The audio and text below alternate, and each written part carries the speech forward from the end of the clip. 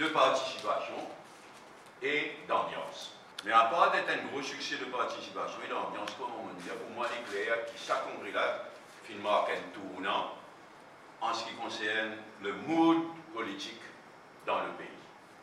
À partir de ce succès qui nous a apporté là, et avec la déclaration d'Anirou Jagnak qui pourrait être comme Premier ministre, et un autre mood, un seul coup qui crée dans le pays. Bon, il est clair qu'il y a une situation politique nouvelle créée à Maurice avec la déclaration de Anirou Jagnak qui pourrait y comme Premier ministre avant la fin de ce mandat. Maintenant qu'il lui-même annonce ça, il est clair qu'il n'est pas bon si les choses traînent.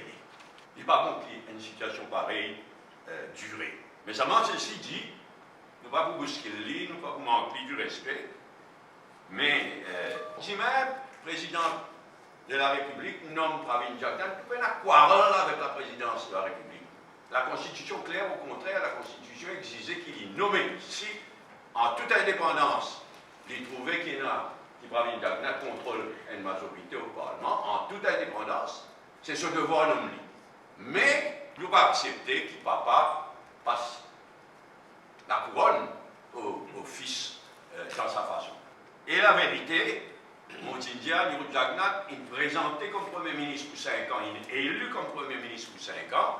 Par contre, ce garçon n'a aucun mandat. Et quand Pravin Jagnak prend la relève comme Premier ministre, il ne faudrait pas l'ittarder non plus pour aller dans l'élection générale dans un délai raisonnable. De mon point de vue, il est trop tard, malheureusement, pour faire une réforme électorale avant la prochaine élection générale. Mais là, les Coustins finissent larguer, et en plus, nous connaissons Duval à la tête d'un comité qui, soi-disant, pour cette réforme électorale, c'est un sabotage au départ même.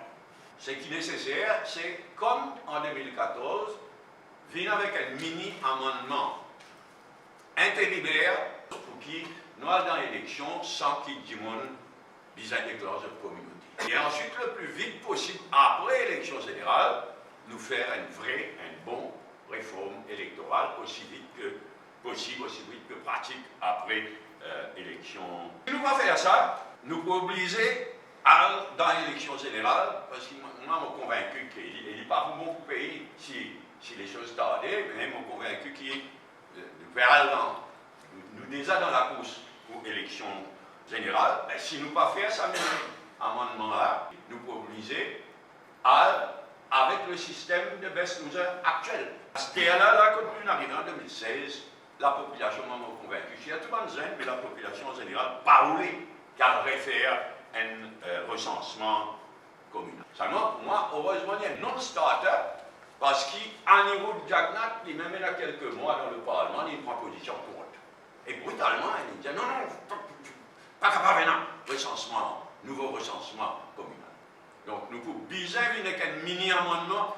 Si nous réussissons à faire la réforme électorale avant l'élection, c'est extraordinaire, mais pas pour capable. Nous devons veiller à ce que personne ne va faire sur l'intérêt personnel, sur l'intérêt politique, l'intérêt de son parti passe avant l'intérêt du pays et de la démocratie. Vous n'êtes pas à ça, et nous êtes nous quoi. Et tout le vrai démocrate, bien êtes autres quoi, pour qui ça n'a pas arrivé.